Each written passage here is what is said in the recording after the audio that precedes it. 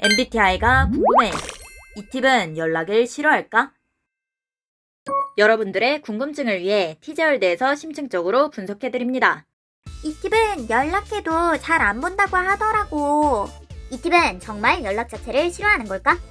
지금부터 심층적으로 분석해드리겠습니다. TJ월드 구독 꾹! 좋아요 꾹! 이 팁은 주기능 PI로 내면의 논리를 기준으로 연락의 타당성을 판단함. 이 팁은 주기능이 판단 기능으로 이러한 판단이 빠르게 작동하고 불필요하다고 판단되면 무시하기도 한다. 단지 감정적으로 귀찮아서가 아니라 논리적으로 불필요하다고 판단한다는 것이다. 이 팁은 부기능 SE로 현실에 집중하는 유형.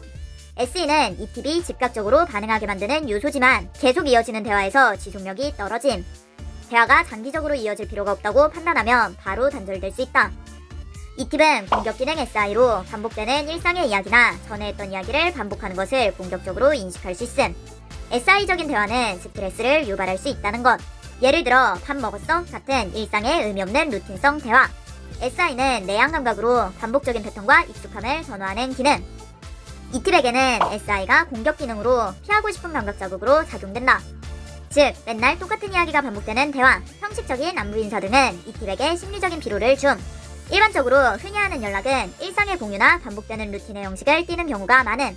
반복적인 연락 내용 자체가 스트레스로 작용하기 때문에 연락을 싫어하는 것처럼 보일 수 있다. 거기에 이 팁은 결핍 기능 애니로 발산적인 확장을 쓸모없다고 생각함. 애니에 대한 피로감이 크다고 할 수 있다. 외부에서 다가오는 불확실한 맥락이나 다양한 밈, 드립 등을 쓸모없게 느낀다는 것. 뜬금없이 짤을 보낸다거나 드립을 날리면 피로해야 하는 경향. 결핍 기능 애니로 애니적인 것이 쓸모없다고 인식된다는 것. 그렇다면 N적인 대화를 피해야 할까? 아니다. 이 팁은 유의기능 NI로 직관적이고 긍정적인 가능성을 좋아함. 논리적 관점에서 미래의 긍정적인 인식을 자극하는 대화는 이 팁에게 폭발적인 반응을 이끌어낼 수 있다. 단순히 연락을 싫어하는 게 아니라 어떤 기능을 자극하는 대화인지가 중요하다는 것.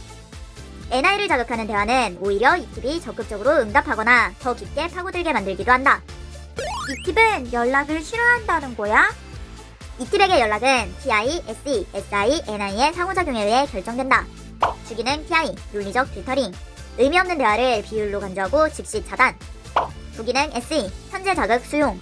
순간적 반응은 가능하지만 대화 지속력이 떨어짐. 유의기능 NI, 의미 부여. 통찰이 자극될 경우에 대화에 몰입. 공격기능 SI, 루틴적 연락, 안부성 대화를 피곤해하거나 부정적으로 인식. 결핍기능 NE, 발산적 상상 쓸모없음. 이 팁이 싫어하는 연락은 SI가 자극되는 일상적인 루틴의 연락이다.